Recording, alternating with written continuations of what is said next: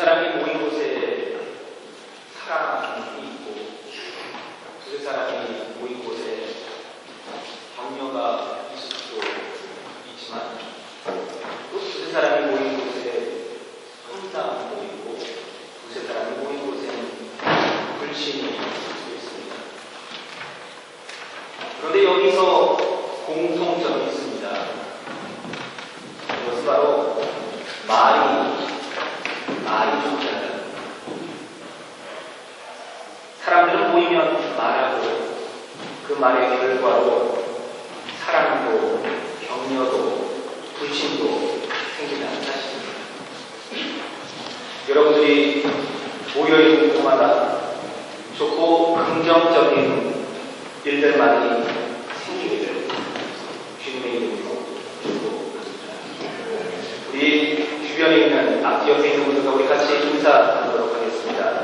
한 해 동안 수고 많으셨습니다. 하나님 당신을 너무나 사랑하십니다.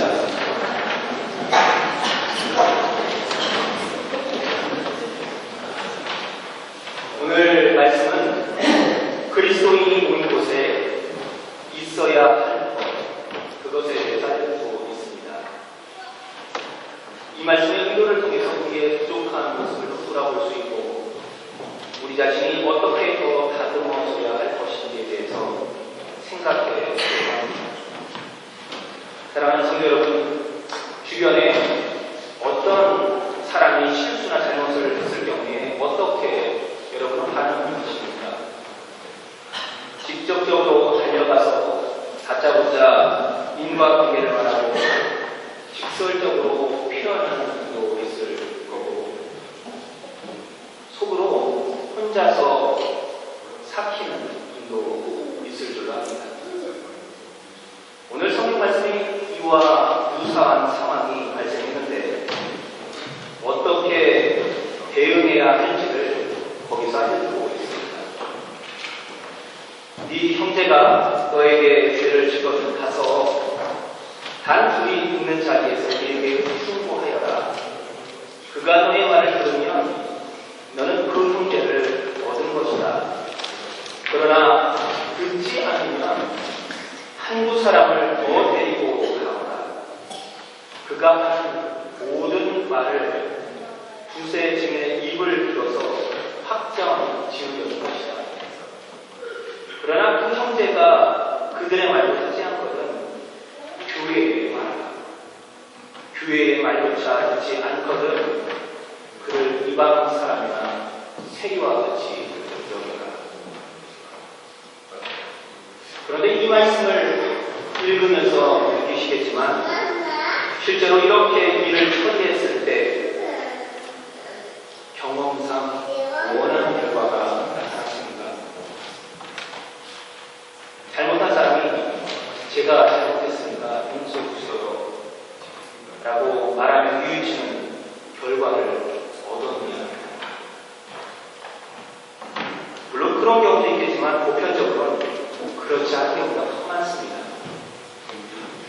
잘못을 시인하는 사람은 1대1로 대화할 때 이미 꼬리를 내고 자신의 잘못을 시인합니다.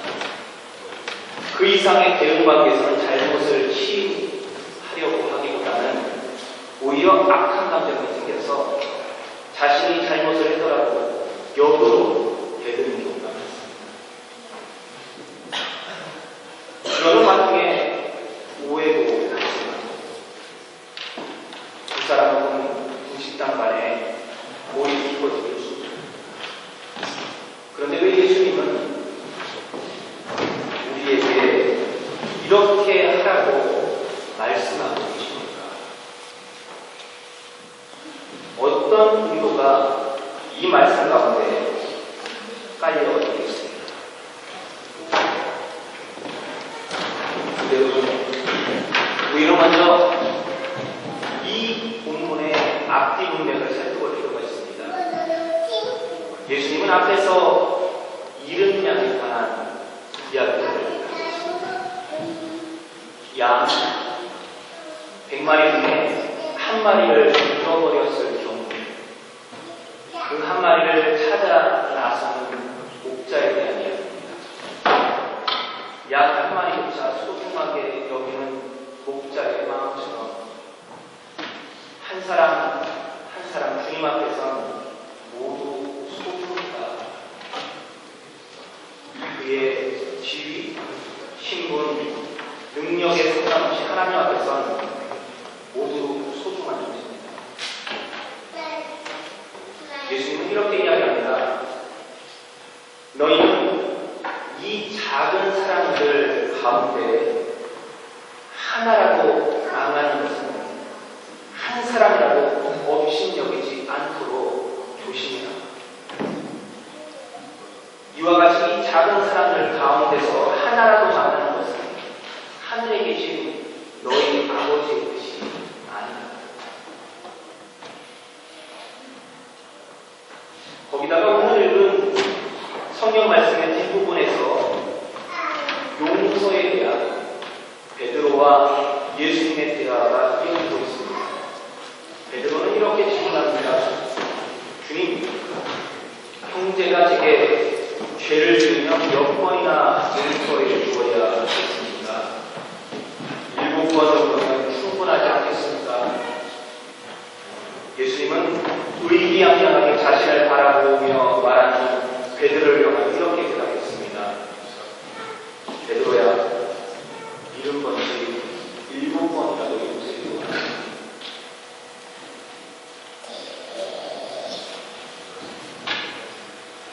사랑하는 성도 여러분, 예수님과 제자들의 대화 속에서 무엇을 느끼셨습니까? 그것은 바로 사랑과 용서. 세상 사람들은 능력과 신분에 따라서 사람들을 불평등하게 대하고 바라보고 있지만 하나님의 사랑 앞에선 모든 사람이 동일하게 사랑받을 존재로 살아갑니다.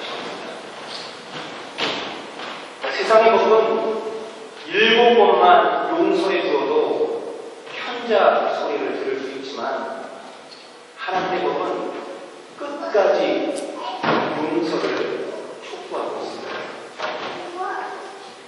마찬가지로 누군가가 교회에서 실수를 범했을 때 그에게 다가가서 권고하는 이유도 바로 이 사랑의 근거에서 시작되어야 한다. 사랑이 빠진, 사랑이 없는 형식과 절차에 의존하여 일을 처리한다면 그곳에 남는 것은 상처와 오해밖에 없습니다.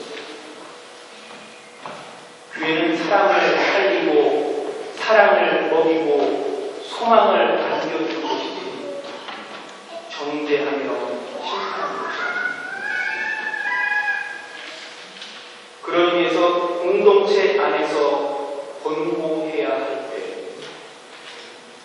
나의 모습 속에서 예수 그리스도의 흔적이 나타나고 있는지, 그분의 가르침에 따라서 사랑과 용서에 근거하여 실천하고 있는지를 살펴보아야 한다는 의미가 있습니다. 다른 사람이 잘못했을 때 예수님께서 말씀하신 방법은 다른 그를 무조건적으로 판단하고 정죄하라는 의미가 아니라 사랑과 용서에 근거하여 접근하고 세워오기가 합니다. 우리는 예수 그리스도를 따라가는 작은 그리스도입니다. 결국 사랑과 격려, 용서가 우리의 입술과 몸에서 끊임없이 흘러나가게 하도록 우리는 작은 그리스도로 살아갈 수 있습니다. 사랑하는 성도 여러분, 그 다음에 이어지는 말씀에서 예수님이 강조하는 것이 있습니다. 그것은 두세 사람이 함께 기도하는 모습을 이야기하고 있습니다. 땅에서 너희 가운데 두 사람이 합심하여 무슨 일을든지 구하면 하늘에 계신 내 아버지께서 그들에게 이루어 주실 것이다. 두세 사람이 내 이름으로 모이는 곳에 그 자리에 내가 그들 가운데 있다. 이 말씀 가운데 인상적인 표현 두 가지가 나타나는데, 하나는 두 사람 혹은 두세 사람이 모여 함께 기도해야 한다는 것이고, 또 다른 하나는 거기에 주님이 함께 하신다는 사실입니다. 우리는 이미 앞에서 예수님을 따라가는 사람이 품어야 하는 마음에 대해서, 입술과 삶으로 고백해야 하는 행동에 대해서, 그것은 용서와 사랑의 삶입니다. 그런데 예수님은 이런 마음을 가진 사람들을 향해서 이렇게 말씀하고 있습니다. 모든 일을 함에 있어서 혼자 하는 것보다 함께 하는 것이 더 좋다. 하나님이 원하는 마음을 알고 그것에 따라서 살기로 결정한 너희들 중에 마음이 맞는 사람이 9명만이라고 있다면 함께 그것을 이루어가라. 혼자서 사랑하고 격려하고 혼자인 것처럼 뭔가 그럴듯한 사람처럼 살아가기는 참 쉽습니다. 왜냐하면 실제적으로 부딪히지 않을 수 있고 쉽게 비껴가는 삶을 살 수 있기 때문에 그렇습니다. 내가 원하는 것을 하고 원하지 않는 것을 하지 않고 입맛에 맞으면 먹고 싫으면 뱉으면 그만이기 때문에 그렇습니다. 하지만 예수님은 우리의 신앙의 수준이 여기에서 멈추기 원하지 않습니다.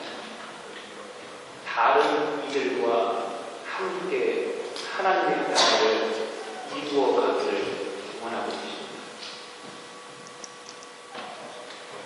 그렇지만 하나님의 마음을 품기로 결정한 사람들 사이에도 의견의 차이가 있답니다. 그런 차이를 극복하게 만드는 방법이 바로 하나님에 대한 강구에서 비롯되는 사실입니다. 어떤 일을 하기로 결정하고 시작할 때 제일 우선순위로 두어야 합니다.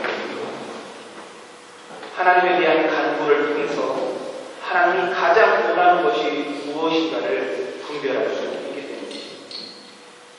예수님은 그런 의도에서 하나님께 간구할 때 하나님의 뜻을 분별하고 그가 가장 원하는 것에 우리를 연합시킬 수 있다라고 말씀하고 있습니다. 예수 그리스도의 이름으로 모인 곳에 험담이나 턱이나 질투가 존재할 수 없습니다. 미움과 증오가 그곳에서 활기치게 나타날 수 없습니다. 예수님이 함께하는 곳엔 사랑이 존재하고 배려와 격려가 존재합니다. 그런 모임이 바로 교회 모임입니다. 사랑하는 성도 여러분, 합심하여 하나님의 뜻을 구하는 자리에 우리 자신이 지금 서 있습니다. 함께 모여 간구하는 삶을 통해서 우리는 하나님의 임재를 경험하게 됩니다. 과거에 기도했고 예전에 하나님을 만났던 삶이 아니라 하나님과 동행하는 삶은 지금 그 자리에 우리가 참석해서 간구할 때 가능하다.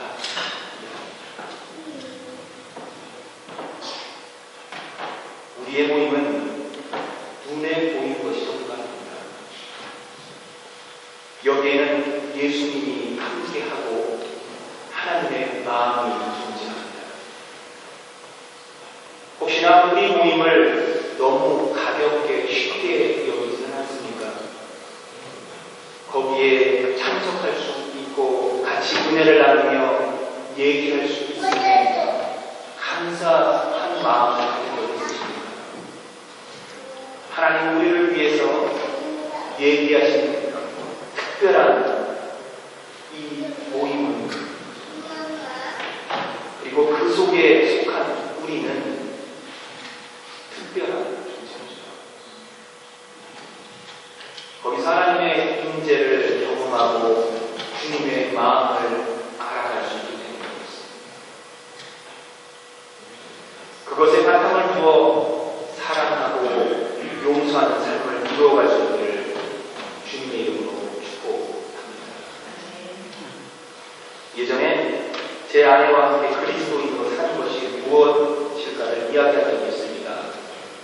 요즘은 교회도 경쟁하고 다른 교회 사람이 끌어오기도 하고 최고만을 위해서 달리는 모습을 보면서 진짜 그리스도인으로서의 마음을 잊어버리는 것일지도 모른다 하는 하시면서 시작된 이야기였습니다. 아마도 이런 현상은 교회가 세상의 목적과 교회의 목적을 혼동하면서 생긴 결과처럼 보입니다. 그렇다면 진정으로 그리스도인으로 사는 삶은 무엇일까? 그건 세상이 말하는 성공을 향해 달려가는 길도 아니고 탁월한 것을 잘하는 것도 아니고 우리의 삶으로 그리스도인임을 증명하며 사는 것입니다. 그건 너무 약해서, 아니 실제로는 약하지는 않지만 가장 낮은 자로 사는 것을 의미할 수 있습니다. 우리의 목적은 결과에 상관없이 그리스도의 흔적을 따라서 사는 삶입니다. 그것이 혹시 세상이 실패라고 바보라고 부를지라도 가야 할 길입니다.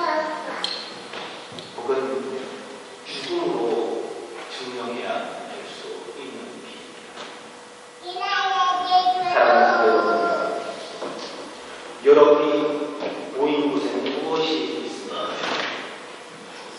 그리고 앞으로 무엇을 바라보며 무엇이 있기를 소망하십니까? 주님께서 주인이 되셔서 함께하는 그곳에 성숙한 그리스도인이 따뜻한 교회가 있고 사랑이 있고 성령의 역사가 존재합니다. 두세 사람이 예수님의 이름으로 모인 곳에 주님께서 함께 하시는 기억이에요. 내가 바라보고 있고 말하고 있는 지금 그 사람이 바로 하나님의 사랑이고 나와 함께 하나님의 길을 이루어갈 사람을 기억하십시오. 그리고 이런 교회를 이루기 위해서 우리에게 필요한 것이 하나님의 사랑이고 용서임을 또한 잊지 마셔야 합니다. 이제 우리의 모두가 하나님의 마음을 알아서 우리 공동체를 아름답게 갖고 가기를 다시 한번 주님의 이름으로 축복드립니다. 잠깐 기도하겠습니다.